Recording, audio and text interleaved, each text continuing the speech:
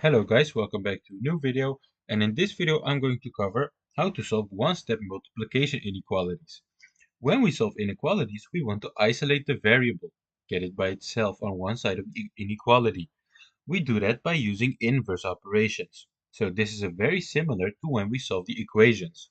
One thing we need to be aware of though, when it comes to inequalities, we flip the inequality symbol when multiplying or dividing both sides by a negative. And we will talk more about this later in the video. Let's jump into number 1, where we have 6y is greater than or equal to 24. So just like when we are doing addition or subtraction inequalities, we want to isolate the variable by using the inverse operation.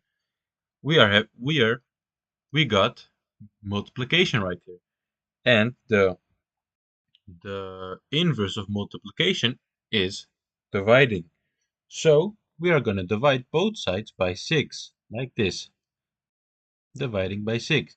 These two 6's cancel each other out, so we're just left with our variable. So our variable is greater than or equal to 24 divided by 6. Well, 24 divided by 6 equals 4. So our variable value has to be greater than or equal to 4. Of course, we can check this by plugging something in. We can plug in 4 or numbers larger than 4. We're just going to do 4 for the sake of it. So then we get 6 times 4 equals 24.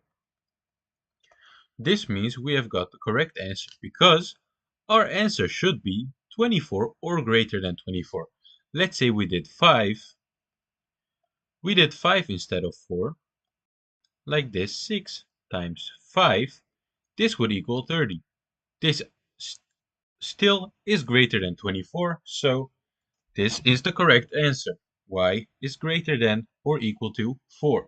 Now let's go over to the second example. For the second example, we have a negative number. So in this example, we're going to flip our symbol. I'm going to show you how we do this. So again, we're going to start by isolating our variable. So we're going to inverse our operation of multiplication to division. So we're going to divide both sides by minus 3. Minus 3. Minus 3 divided by minus 3 cancels each other out, so we are just left with our variable, which is x. Now, as I said, when we divide or multiply negative numbers on both sides, we are going to flip our inequality symbol.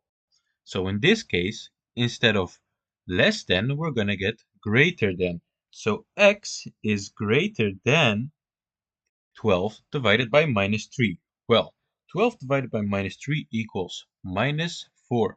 So our value of our variable should be greater than minus 4. And again, we can check this by plugging this in right here.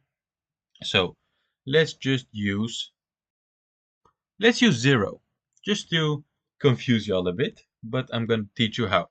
So we can use 0 because 0 is greater than minus 4. So we get minus 3 times 0 equals 0.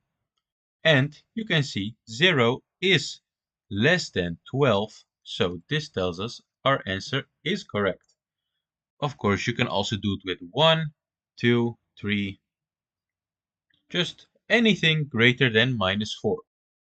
Okay, now let's go over to our third example. For our third example, we have 8a is greater than 32. So again, we're going to divide 8 on both sides. So dividing by 8, dividing by 8. 8 divided by 8 will cancel each other out and will leave us with the variable. So a is larger than 32 divided by 8. 32 divided by 8 equals 4. 4. So our value of our variable is greater than 4. So again, let's plug this in. Let's use 5. So we get 8 times 5 is larger than 32.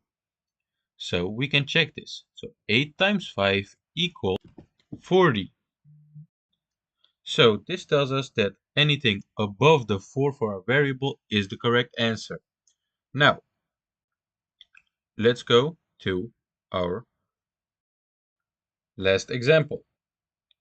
So, for our last example, we have again a negative number. We have minus 5m is less than or equal to 25. So, we're going to use division again. Divide these both by minus 5. Minus 5. Like this. Minus 5 divided by minus 5 will cancel each other out and we will be left with our variable. Now, because we are dividing both sides with a negative number, we are going to flip our inequality symbol. 2 is greater than or equal to 25. So, now we get 25 divided by minus 5. I don't know why this says minus 50, but it's minus 5. So 25 divided by minus 5 will equal minus 5. So any number which is minus 5 or greater than minus 5 will be the correct value for our inequality. So again, we can check this by doing minus 5. So let's do minus 5 times minus 5. And as you guys know, two negatives multiplied by each other will create a positive number, and this is 25. And as you can see, the answer has to be 25 or less than 25, so this tells us that the correct answer is right. So, this was basically the video, guys, on how to solve one-step multiplication inequalities while isolating the variable and flipping the inequality symbol. So I hope you guys understood the video. I hope you guys enjoyed the video. If you did enjoy the video, leave a thumbs up, subscribe to the channel, leave a question in the comments, and this was Mr. Mathz, and I'll see you guys in the next one. Ciao.